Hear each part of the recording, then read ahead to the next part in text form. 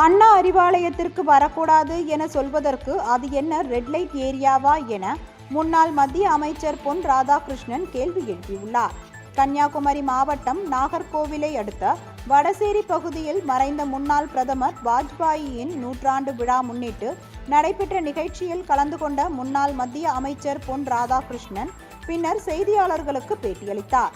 தமிழகத்தில் நாளுக்கு நாள் பாலியல் தொல்லை அதிகரித்து வருவதாக குற்றம் சாட்டிய பொன் ராதாகிருஷ்ணன், தமிழகத்தில் பாஜக ஆட்சி அமைக்கக்கூடாது என்பதில் அனைத்து கட்சிகளும் ஒற்றுமையாக இருப்பதாக குறிப்பிட்டார். தொடர்ந்து நடந்து கொண்டிருக்கக்கூடிய பாலியல் குற்றங்கள், திருப்பூர்ல நடந்த விஷயம்,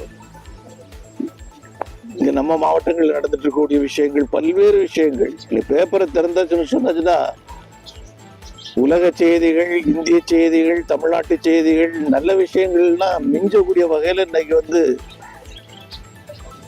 மற்ற விஷயங்கள் வந்துட்டு இருக்கு. போதை விஷயங்கள், கொலை விஷயம், கொள்ள விஷயம், கற்பழிப்பு விஷயம். தமிழக முதலமைச்சர் இந்த பத்திரிகைகள்லாம் படிக்கணும். தமிழக முதல்வர் அவர்களே, இது தமிழ்நாடு 8 கோடி மக்களுக்கும் சொந்தமானது. தமிழ்நாடு ஒட்டுமொத்த பகுதிகளும். அதில் அறிவாலயத்துக்கு முன்னாடி வரக்கூடாதுன்னு சொன்னாச்சுன்னா அது ரெட் லைட் ஏரியாவா? ரெட் லைட் ஏரியாவா? அங்கே வரக்கூடாது நீங்க சொல்றது உங்களுக்கு என்ன தைரியம் இருக்க முடியும்?